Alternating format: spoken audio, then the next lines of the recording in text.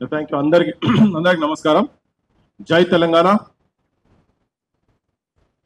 ఈ press conference ద్వారా తెలంగాణ సమాజానికి మొత్తం జనాలకు కొన్ని వాస్తవాలు తెలియజెప్పే ప్రయత్నం జరుగుతున్నది.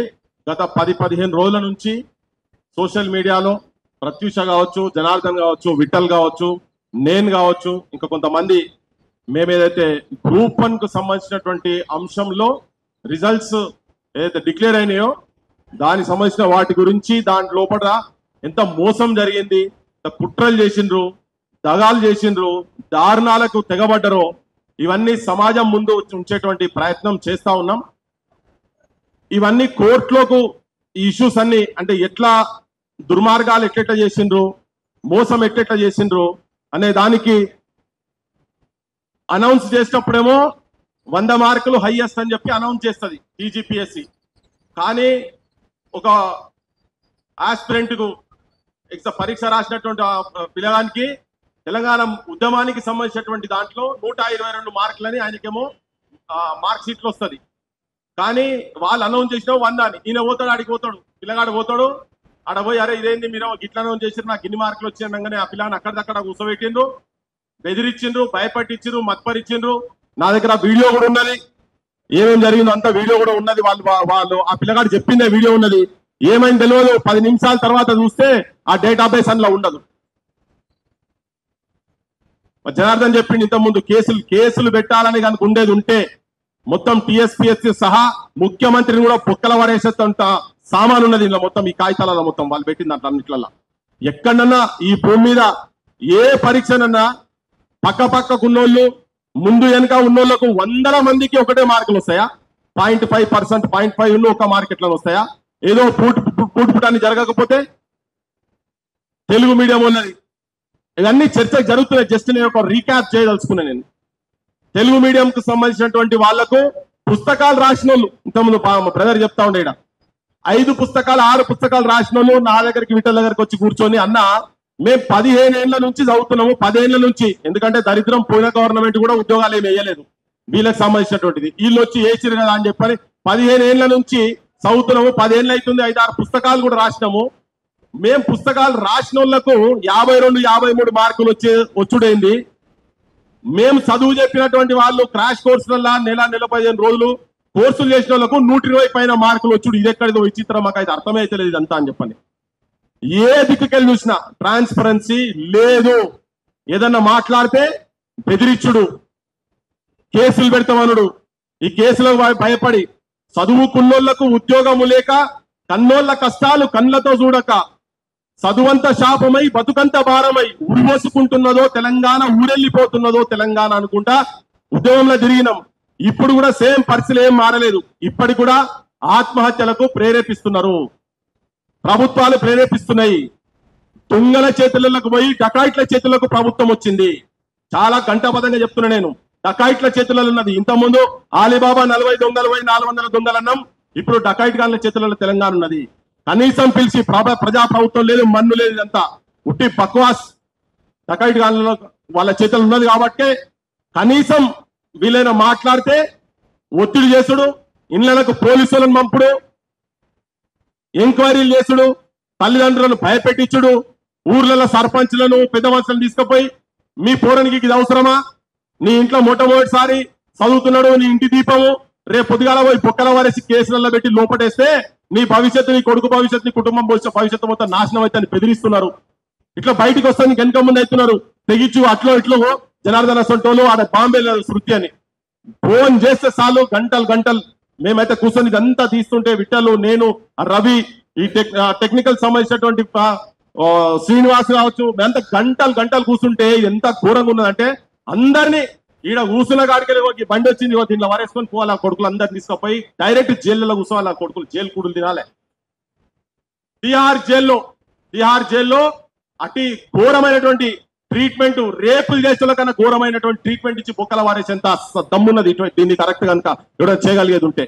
ఎవరి దగ్గరికి పోలే, అన్ని రాజకీయ పార్టీల దగ్గర, నేను చాలా క్లుప్తంగా చెప్తున్నా, నేను అన్ని రాజకీయ పార్టీల దగ్గరికి సీన్ చెప్పింది ఇంతకుముందు, మీరు అందరూ రాని మేము బయట ఉంటామని చెప్పి. అయ్యా వాళ్ళకి కేసులు అయితే మీరు బయటకు వచ్చి కొట్లాడు, రమ్మని బయటికి రమ్మని మీ కేటీఆర్ ప్రవీణ్ కుమార్ పోయి ఢిల్లీ దాకా గాలి ఓటర్లు పట్టుకొని పోయింది కదా, మరి కపిల్ సిబల్ తోటి పిటిషన్ వేయించిండ్రు.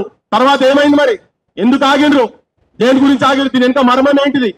ఇవాళ పొద్దుగాలని హన్మకొండకెళ్ళి వస్తున్నాయి మీటింగ్ గురించి. హన్మకొండకెళ్ళి వస్తుంటే ఒక 50-60 కార్ల కాన్వాయ్ పోతున్నది, కేటీఆర్ కాన్వాయ్ పోతున్నది. ఆయన డీజిల్ పైసలు ఇవాళ ఒక్కటి రోజు ఆయన పెట్టినటువంటి పైసలు ఒక్కటి కోర్టులో అడ్వకేట్లకు ఇస్తే ఈ కేసు గెలుస్తుంది. ఈమని చెప్పి పోయి తీసుకుపోయి ఈమని చెప్పి వేదిక మీద మాట్లాడు ఏం కాదు. మాకు వేదిక మీద మస్తు మాట్లాడతారు. జనార్దన్ చెప్పింది నేను అగ్రి చేస్తలేను నేను, కానీ మస్తుగా మాట్లాడతారు.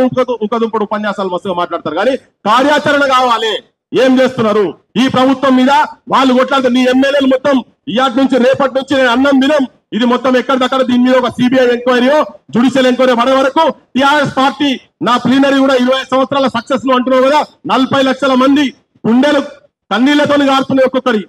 అరే ఎక్కడ చూస్తే ఎవరిని మాట్లాడితే తలిగిస్తే చాలు, మాట్లాడితే చాలు శోక సముద్రంలో పోతున్నారు.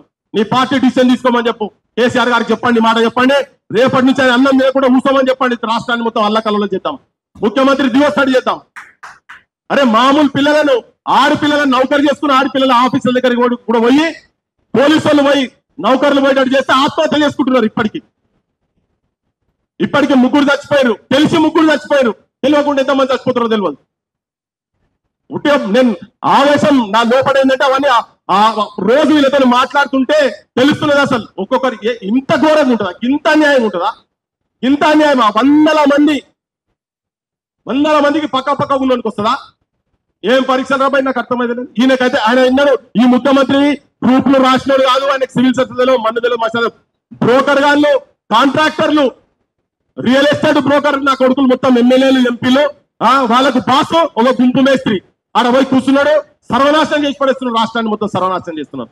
అరే చదువుకుంటున్నటువంటి తెలంగాణ భవిష్యత్తును తీర్చిదిద్దేటువంటి అద్భుతమైనటువంటి మనస్తత్వం ఉన్నటువంటి వాళ్ళు, ఆలోచన ఉన్నటువంటి వాళ్ళు ప్రిపేర్ అయ్యి రేపు భవిష్యత్తులో ఐఏఎస్ ఐపీఎస్ అయ్యి పాలసీస్ నిర్ణయం చేసేటువంటి వాళ్ళ దగ్గర ఏ మాత్రం సమర్థత లేనటువంటి వాళ్ళని తీసుకొచ్చి అక్కడ కూర్చోబెడుతున్నాం. మొత్తం తప్పుతరగా మావాడు మాట్లాడుకుంటే చెప్పింది కదా, 10 మంది ఎక్కడికి వెళ్ళి వచ్చారు. 2 హాల్ టికెట్లు సౌలత్ ఉంటుంది అన్నట్ట.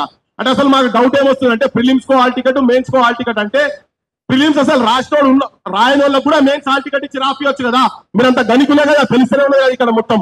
దాని ప్రతాపాలు మీరు ఎట్లా ఎంత సీక్రెట్ గా చేస్తున్నారో ఇవన్నీ నేను చెప్పని. నిజంగా చదువుకునేటోళ్ళు సీనియర్ మాట్లాడు కూడా చెప్పిండు. కడుపు అలా పెట్టుకుంటా కష్టపడుకుంటా ఫీజులకు ఇబ్బంది అవ్వకుండా చేస్తున్నట్టు కదా. మీ పార్టీ దగ్గర బొచ్చడు 1000 రూపాయలు ఉన్నాయి, 1000 కోట్ల రూపాయలు ఉన్నాయి కదా. ఈ పడై ఒక 10 కోట్లు పడేసేయండి. కపిల్ సిబల్ వాళ్ళతో కపిల్ సిబల్ అయ్యప్పని చెప్పాలి. బీజేపీ చెప్తున్నా నేను పైసా అనే నువ్వు మాట్లాడడం అయిపోయింది. నువ్వు మాట్లాడే గవర్నమెంట్ మాట మీరు మాట్లాడతాం. మీ బాధ్యత కూడా ఉన్నది, మీ బాధ్యత కూడా ఉన్నది. మీరు కూడా అవును మీరు ఎందుకు వెనక పోయినారు, మీ పార్టీ ఎందుకు వెనక పోయింది, నీ పార్టీ ఎందుకు వెనక పోయింది, ఎక్కడ పోయినరు ప్రభుత్వం మీద మాట్లాడతాం, మీ మీద మాట్లాడతాం.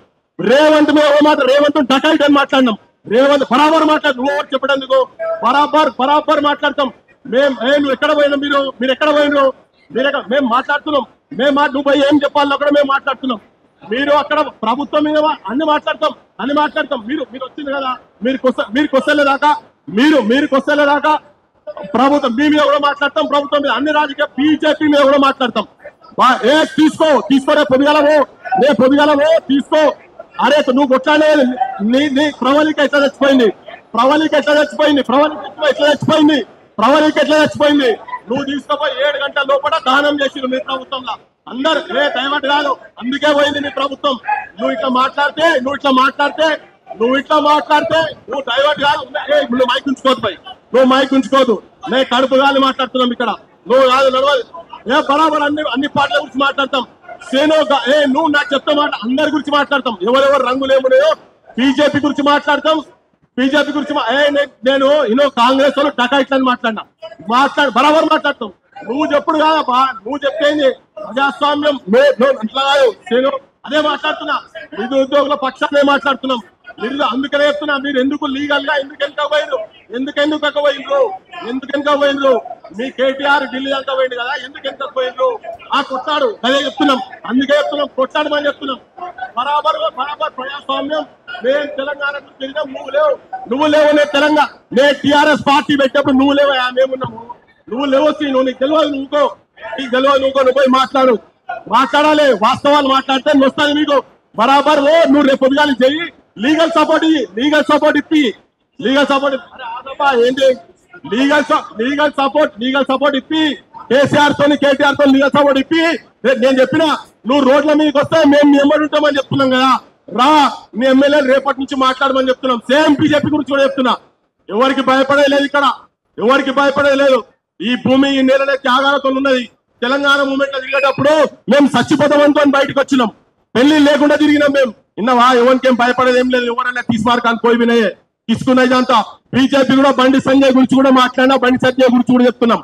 ఆయన వచ్చిండు బండి సంజయ్ ఒకరోజు వన్డే ఇంటర్నేషనల్ 2020 మ్యాచ్ చేసినట్టు చేసిండు, పీకిండు. వాళ్ళకు సంబంధించిన పార్టీకి సంబంధించిన ఒకటి ఎమ్మెల్యే వకీల్ సాబట అందరినీ కూర్చోబెడతాడు, క్యాండిడేట్లు అందరినీ కూర్చోబెట్టి సెల్లు పని చేపించి చెప్తాడు. ఆయనే అయ్యా మీరు కోట్లను నమ్ముడు పోయినాయి, రేవంత్ రెడ్డి మొత్తము జడ్జిలను మొత్తం కొని పడేసిండు, మీతో ఏం కాదు మీరు సప్లై అవ్వకూడదని చెప్తున్నాడు ఒక పార్లమెంట్ మెంబర్. ఆయన పోయి ఢిల్లీలో పోయి లీగల్ సపోర్ట్ ఇవ్వాల్సినటువంటి వ్యక్తి. బీజేపీ పార్టీ కుక్కలు లెక్క తిరిగిందిగా చెల్లె పోయి అక్కడ పోయి ప్రత్యూష పోయి కుక్కలు లెక్క, తిండి లేక తిప్పలు లేక ఈ రాజకీయ నాయకులు ఒక్కొక్కడు పోయి అక్కడ గెస్ట్ హౌస్ లో పోయి విలాసాలు చేస్తున్నారు ఒక్కొక్కడు. వాళ్ళు పోయి ఈ భవిష్యత్తు గురించి వీళ్ళ భవిష్యత్తు గురించి ఎన్నడూ ఇల్లు ఇచ్చిపెట్టి తల్లిదండ్రులు ఇచ్చిపెట్టి పోనోళ్ళు ఢిల్లీ పోయి ఆ రోడ్ల మీద రోజులు తిరిగారు. కనీసం లీగల్ సపోర్ట్ వస్తలేదు వీళ్ళకి. ఫోన్లు ట్రాపులు చేస్తున్నారు, మాతో మాట్లాడుతున్నారని చెప్పి ఫోన్లు కాడికెళ్ళి దిగంగానే మొత్తం ఫోన్లు మొత్తం బ్లాక్ అయిపోయినాయి. తెలంగాణ గుండె కాలుతున్నది, గుండె రగులుతున్నది. కాబట్టినే ఉన్నది వాస్తవాలుగా అన్ని రాజకీయ పార్టీలకు బాధ్యత ఉన్నది. కాంగ్రెస్ లో ఉన్నటువంటి వాళ్ళు మోసం చేస్తున్నారు, దగా చేస్తున్నారు. కాబట్టినే ఇలా ఈ ప్రెస్ కాన్ఫరెన్స్ నడుస్తున్నది. ఇక్కడికి వెళ్ళి ఇలా మాట్లాడుతున్నాం. అదే ఆత్మహత్యలు జరుగుతున్నాయి తెలంగాణలో. మొన్న చెప్పినా మళ్ళీ చెప్తున్నా, Telangana need soldiers not martyrs. తెలంగాణకు అమరులు అవసరం లేదు, తెలంగాణకు సైనికులు కావాలి. చచ్చిపోకండి, మీరు దయచేసి చచ్చిపోకండి, కొట్లాడదాం. ఇలా జనార్దన్ వచ్చి ఇక్కడ కూర్చొని మాట్లాడుతున్నప్పుడు అన్నా భయపడుతున్నారు అని చెప్పని అంటున్నారు. అందుకే చెప్తున్నారు, రాజకీయ నాయకులు ఎమ్మెల్యేలు ఎంపీలు మీ మీద బాధ్యత తీసుకోండి. బంజర్ ఇది అయ్యేదాకా, ఇది అయిన తర్వాత అద్భుతంగా చెల్సాలి, ఏం చేసుకుంటారో చేసుకోవాలి. కానీ ఈ నిరుద్యోగ సంబంధించినటువంటి అంశం మీద యావత్ తెలంగాణ మొత్తం మేల్కోవాల్సిన అవసరం ఉన్నది. ఎవరెవరు ఏమేం కుట్ర చేస్తున్నారో ఇదే వేదిక మీద ఇక్కడ కూర్చొని ఇగో ఇట్లా బల్లా గుర్తిండి ఇంట్లో రేవంత్ రెడ్డి ఉండాలి, నీకు శరం ఉండాలి. రేవంత్ రెడ్డి నువ్వు ఒక మనిషి, వాళ్ళకి అర్థమైతలేదు. పొద్దున్న లేసి అన్నం తింటున్నావా గడ్డి తింటున్నావా తెలుస్తలేదు. ఎవరి త్యాగం మీద ఎవరు ఇల్లు వాకిలు మొత్తం వదిలి గదిలో పట్టుకొని కడుపులో తలకాయటి కాళ్ళు మొక్కి పెద్ద మనుషులను పట్టుకొని ఓట్లేయించి నిన్ను అధికారంలో తీసుకొచ్చి కూర్చోబెట్టావో నీకు కొద్దిగా శరము నాదే నాకు అర్థమైతలేదు. ముఖ్యమంత్రి రేవంత్ మాట్లాడలేదు. ఇంత అన్యాయం, ఇంత మోసం ఉంటుందా? ఎక్కడ అరే ప్రజాప్రభుత్వం మాట్లాడితే ప్రజాప్రభుత్వం సర్పంచులు బిల్లు వస్తలేరా నాయన అని చెప్పి ఆడిపోతే వాళ్ళని గిప్ప గుద్దులు మొన్న పోతే చూస్తే ప్రజాభవన్ ముంగడ అప్లికేషన్లు తీసుకుపోతే అప్పటికి 10 సార్లు అప్లికేషన్లు ఇచ్చారు. చేత కాకుంటే రిజైన్ చేయి, ఇంట్లో కూర్చో. నువ్వు ఒక్కడివే చక్కగా చేయలే. ఆ చుట్టుపక్కల వీళ్ళందరూ మేధావులు కాదు, చెత్త నా కొడుకులు. మొన్నటిదాకా మాట్లాడిన వాళ్ళు, ప్రజల పక్షాల వాళ్ళు, ఇంకొకసారి వాళ్ళని మేధావులు నాకండి, వాళ్ళని పేర్లు తీసే మేధావులు కాదు, దరిద్రులు. తెలంగాణకు ఒక దరిద్రము, ఒక చీడ పురుగులు లెక్క తెలంగాణకు వడిగే చెదలు వాళ్ళు. ఒక్కడు బయటకు వచ్చి గట్టిగా మాట్లాడతలేడు. ఇంతమంది కడుపు కాలుతున్నది, చచ్చిపోయే శివాలు మోయలేక ఇంకెన్ని రోజులు పోయారు పై. తెలంగాణ అంటే తెలియనోడు, తెలంగాణ అననోడు ముఖ్యమంత్రి అయితే గిట్లనే ఉంటది. నిరుద్యోగులారా క్లియర్ గా చెప్తున్నాం, ఉన్నాం మేము బతుకున్నంత మట్టు మీ పక్షాన కొట్లాడతాం. రాజకీయ పార్టీ కాదు, ఎవ్వరు ఏ తీసుమార్కైనా కానీ కొట్లాడతాం, మీ పక్షాన ఉండి కొట్లాడతాం. మీరు ఆత్మహత్యలు చేసుకోకండి దయచేసి. ఎవరికి భయపడలేదు, మీరు ఎవరికి భయపడకండి. ఏం కేసులు పెడతారా? సంచులు పట్టుకొని పోయిన కేసులు కావు కదా. మీ మీద కేసులు పెడితే ఏమైతాయి? సూట్ కేసులు, ఆ నోట్లు కొనుక్కొని ఓట్లు కొనుక్కొని నోట్లు పట్టుకుపోయిన వాళ్ళు కాదు కదా. మీరంతా లంగ దందాలు చేస్తలేరు కదా, బెల్ట్ షాపులు నడతలేరు కదా, మీరు గాంజాయి దందాలు చేస్తలేరు కదా. తెలంగాణలో మీ భవిష్యత్తు మీ చేతులు ఉన్నది, తెలంగాణ భవిష్యత్తు మీ చేతులు ఉన్నది, మీ కుటుంబాల భవిష్యత్తు మీ చేతులు ఉన్నది, మీ ఊర్ల భవిష్యత్తు మీ చేతులు ఉన్నది. బయటికి రాండి, యుద్ధం చేద్దాం ఇటువంటి వాళ్ళతోని. రోడ్ల మీదకి వస్తేనే కోర్టులు కూడా ఇంటాయి. ఎందుకు ఎక్స్యూ మొన్న ఎందుకు ఆగింది? రోడ్ల మీదకి విద్యార్థులు వచ్చిండ్రు, అప్పుడే మెయిన్ స్ట్రీమ్ మీడియా వస్తుంది, అందరు వస్తారు. రోడ్ల మీదకి వచ్చి కొట్లాడండి, సమస్య ఉన్నది ఇట్లా బాగా. ఇప్పుడు ఒక ఉపశమనం జరిగింది కోర్టు నుంచి, రేపు భవిష్యత్తులో జరగాల్సిన అవసరం ఉన్నది. పిచ్చం అడుకుంటే 500 రూపాయలు 1000 రూపాయలు ఇచ్చి కలెక్షన్ చేస్తుంటే కూడా పోలీసు వాళ్ళు పోయి వాళ్ళ ఇళ్ళలో పోయి నువ్వు ఎట్లా ఇచ్చినావు 500 రూపాయలు 1000 రూపాయలు ఎట్లా ఇచ్చినావు అని మాట్లాడతారు. అందుకే ఆవేశం వస్తున్నది లోపలికెళ్ళి. ఆ అమ్మాయి చచ్చిపోయినాయి. మర్డర్ కేసు, హత్య కేసులు పెట్టాల ముఖ్యమంత్రి మంత్రిమండలి మీద. హత్యానేరం కింద కేసులు పెట్టి బుక్కల వరాలి. ఇదంతా చెప్పినా జనమంతా చూసిరు. అరే ఎక్కడున్నారు ఆయన ఏం చేస్తున్నాం? ఈ నిమిషం ప్రజాప్రభుత్వం అంటారు, ఈ నిమిషము జంగళ్ళ మీద పడి అడ్డగోలుగా వాళ్ళు వచ్చి మాట్లాడతాం రా ఆయన అంటే కూడా వాళ్ళ మీద పడి సంపెడని తిరుగుతున్నారు. రక్త పిశాచుల లెక్క ఆ తెలంగాణ మీద పడ్డారు ఈ కుర్తులు మొత్తం. ప్రజలారా వినండి, తెలంగాణ ఆగమవుతున్నది. మీరు కష్టపడి మీరు తని పెంచి ఒక్కొక్కరి ఇళ్లల్లో కైకూలు చేసుకుంటా, నలుగురుంటే ఇంట్లో కూలి పని చేసి ఒక్కరిని చదివించుకుంటా హైదరాబాద్ తీసుకొస్తే అబద్ధాల బతుకులు బతుకుతున్నారు ఇక్కడ అశోక్ నగర్ లో. ఇక్కడంతా మీరు వీళ్ళకు ధైర్యాన్ని ఇవ్వండి, ధైర్యంగా కొట్లాడేటువంటి మానసిక స్థితి ఇవ్వండి. మీ ఊర్లలో వచ్చే ప్రతి రాజకీయ నాయకుడు ఏ పార్టీడైనా కానీ మా ఊళ్ళ పరీక్షల సంగతి ఏంటిదని చెప్పి దయచేసి మీరు అందరు అడగాలని చెప్పి మీ అందరికి విజ్ఞప్తి చేస్తూ మళ్ళొక్కసారి చెప్తున్నా, ఆపోజిషన్ పార్టీలు నిజాయితీగా జనం పక్షాల ఉన్నప్పుడు జనం హర్షిస్తారు. తప్పులు జరిగినప్పుడు సరిదిద్దుకోవాలి, లేకుంటే శిక్షార్హులుగా పర్మనెంట్ గా అందరు ఈ ప్రభుత్వం అయినా ఎవరైనా కానీ జనం ముంగట దోషులుగా నిలబడాల్సిన అవసరం వస్తుంది. ఎవరు కూడా ఆత్మహత్యలు చేసుకోకండి. మళ్ళా చెప్తున్నాం, కొట్లాడాల్సిన అవసరం ఉన్నది. కొట్లాడితేనే వచ్చింది తెలంగాణ. 369 మంది కాల్పులలో చచ్చిపోయారు. మొన్న ఆత్మహత్యలు చేసుకున్నారు. కారణాలు ఏమైనా ఉండొచ్చు, ఆత్మహత్యలు మాత్రం చేసుకోకండి. ఒక్కొక్కరు ఒక్కొక్క ఊర్లో కనీసం మీరు ఒక 10 మందిని జమ చేయండి. రేపు అవసరమైతే ఒక పెద్ద యాజిటేషన్ తీసుకొచ్చే ప్లాన్ అన్నా చేద్దామని చెప్పి మీ అందరికి విజ్ఞప్తి చేస్తూ, నేను చెప్పిన దానికి ప్రతి మాటకు కట్టుబడి ఉన్నా, ఎవరి గురించి మాట్లాడినా కట్టుబడి ఉన్నా. అందరూ బయటకు వచ్చి నిరుద్యోగుల పక్షాన నిలబడాల్సిన అవసరం ఉన్నదని చెప్పి విజ్ఞప్తి చేస్తున్నా. Thank you. ఈ ప్రెస్ మీట్ ఉద్దేశము నిరుద్యోగులకు అండగా ఉండడానికి ఆల్ పార్టీస్ ని పిలిచినాము. ముఖ్యంగా మేము కాదు, ఇప్పుడు మేమంతా యూనివర్సిటీ విద్యార్థులము, 20 ఏళ్ల నుంచి ఫ్రెండ్సే. ఇక్కడ ఉద్దేశం ఏంటంటే రాజకీయ పార్టీలు ఒక్కొక్క సందర్భంలో ఒక్కొక్క వైఖరి ప్రదర్శిస్తున్నాయి. అది ఏ పార్టీ అయినా కావచ్చు. అన్ని పార్టీల్లో మంచోళ్ళు ఉన్నారు, చెడ్డోళ్ళు ఉన్నారు. సుప్రీంకోర్టులో కేసు గెలవడానికి డబ్బులు లేక ప్రత్యూష, శృతి, జనార్దన్ ఇలా చందాలు వేసుకొని ప్రెస్ మీట్ పెట్టాల్సి వచ్చింది. ఈ ప్రెస్ మీట్ కూడా 15,000 చందాలు వాళ్ళు నిన్న 10 మంది వేసుకొని పెట్టాల్సి వచ్చింది. తెలంగాణ గొడ్డుపోయిందా? తెలంగాణ సమాజంలో మేధావులు లేరా? ప్రతిపక్షాలు లేవా? ఇవాళ ఎందుకు మేము టిఆర్ఎస్ పార్టీని అడుగుతున్నామంటే ఈ ప్రెస్ క్లబ్ కూడా ఫ్రీగా ఏమి ఇయ్యలే, పుణ్యానికి ఇయ్యలే. వీళ్ళు ఇంత కొట్లాడుతున్నారు. 15,000, 500, 1,000 రూపాయలు ఎవరికి దోషింది వాళ్ళు చేస్తున్నారు కాబట్టి కడుపు కాలుతున్నది. అందుకనే ఇవాళ కపిల్ సిబాల్ గారిని పెట్టినందుకు టిఆర్ఎస్ పార్టీకి మేము హ్యాట్స్ ఆఫ్ చెప్తున్నాం. తర్వాత పిల్లలు మాకు ఢిల్లీలో మా బతుకులు ఆగమైనాయి, మా ఫోన్ సిమ్ కార్డు బ్లాక్ అయినాయి, సుప్రీంకోర్టులో కేసు వాదించడానికి మా దగ్గర డబ్బులు లేవు, మాకు డబ్బులు ఇవ్వండి అని అడుగుతున్నారు. కాబట్టి సీనన్న మనం వాదించుకోకుండా ఈ సమస్య పరిష్కారానికి టిఆర్ఎస్ పార్టీ ఏం చేస్తుందో చెప్పాలని కోరుతూ, ఇది మనందరం కూడా తెలంగాణ వాదులం. రేవంత్ రెడ్డి తెలంగాణ లాఠీ దెబ్బతినలే, రేవంత్ రెడ్డికి తెలంగాణ సోయలేదు. ఇవాళ మనందరం ఇక్కడ కూర్చున్నాం తెలంగాణ పుత్రులు. ఒక 2 నిమిషాలు సీనన్న మాట్లాడాలి, ఉండాలి కూడా.